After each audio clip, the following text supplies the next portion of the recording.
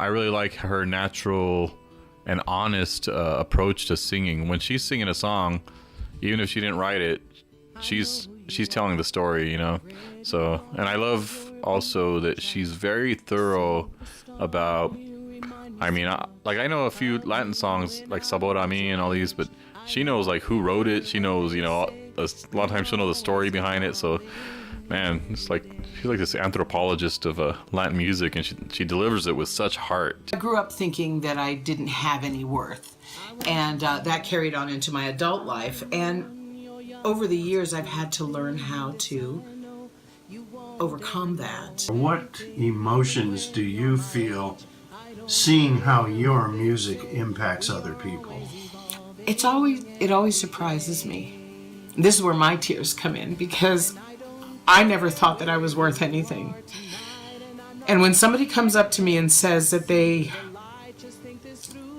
got something out of the music that we did, it makes me feel really good. It makes me feel like I am worth something.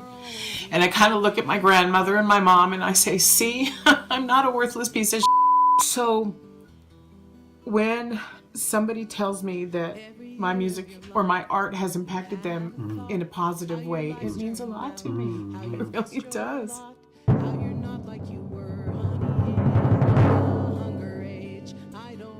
My earliest memories of myself were that I was a musician and an artist.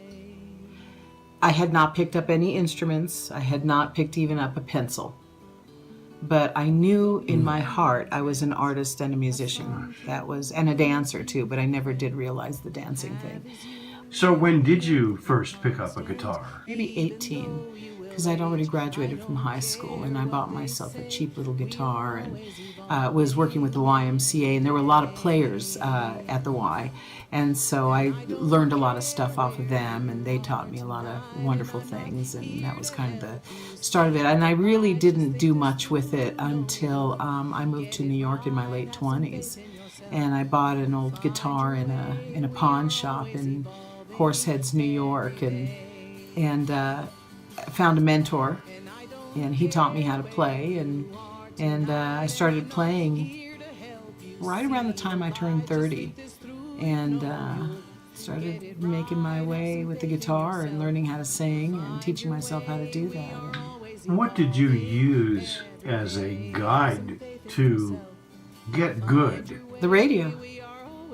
The radio and my records. I would just go in there and I'd say, okay, let me find that note, and I would find it, and then I'd realize that's a root note, okay, so that's got to be this chord or that chord, and I just kind of learned that way. And eventually, you know, the various mentors that I had over the years would teach me, well, this is a such and such chord, or this is, and then I got together with Scott Bakeland here in Bisbee, and Scott Bakeland taught me jazz chords, and it was like, he blew my mind. And then the jazz chords kind of changed everything for me. I think I became a much better musician, you know, after I learned the jazz chords. But over the years, I've had various mentors who have taught me really cornerstone teachings. You know, my friend Joe Dady taught me about Irish music, and I harbor a deep love for Irish music.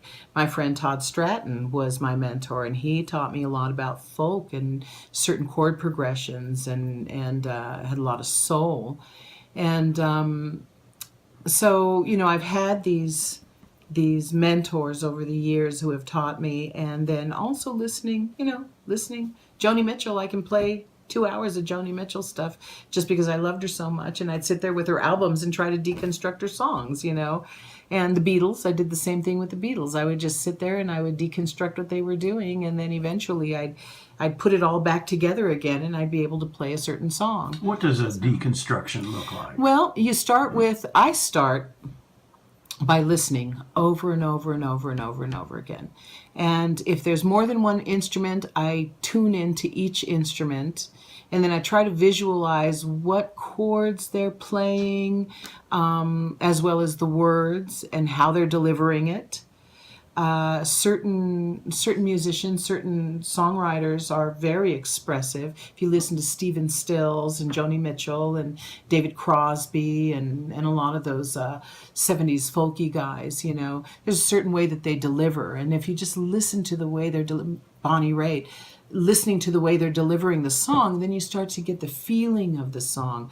But it's all about picking the song apart piece by piece. If you want to hear the drummer and what's the drummer doing and what's the bass player doing and what's the guitar player, and then now what's the vocalist doing, and just picking it apart a little bit at a time until you've got a real good understanding of how they constructed the song, and then putting it back together in your own style. Wow. So, and Scott and I will do that with a lot of jazz songs.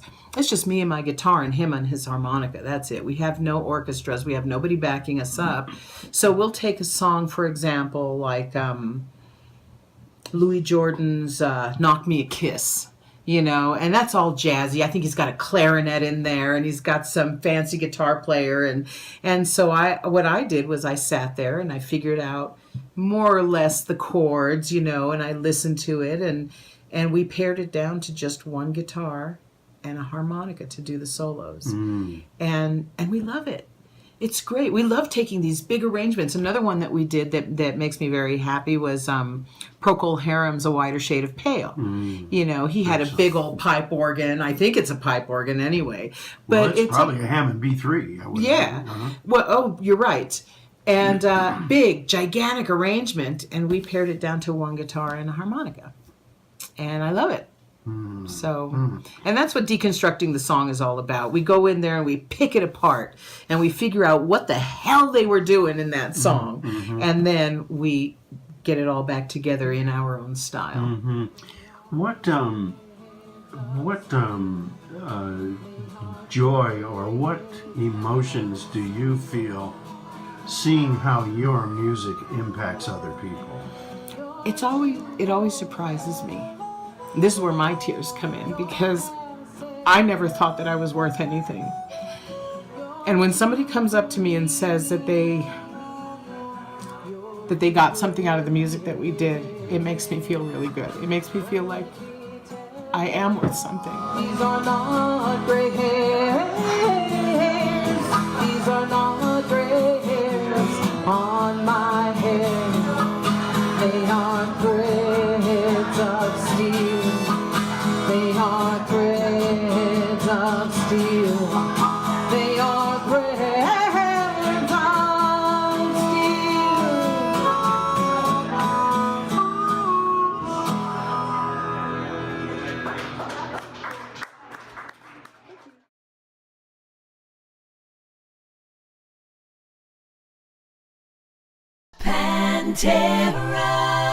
Hi, I'm Marilys Faree, and I'd like to introduce you to some of the fashions we're offering this fall at Pantera Gallery, located on Main Street in colorful Bisbee, Arizona, where the weather is always better. Offering a personalized service, my staff, Abigail, Colleen, and Tonette, bring years of experience to assist you in creating a unique and individualized look.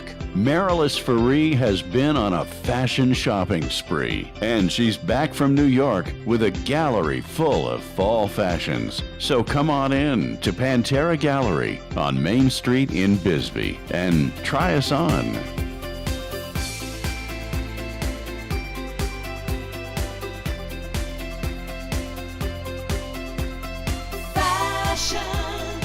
With a personal touch, Pantera.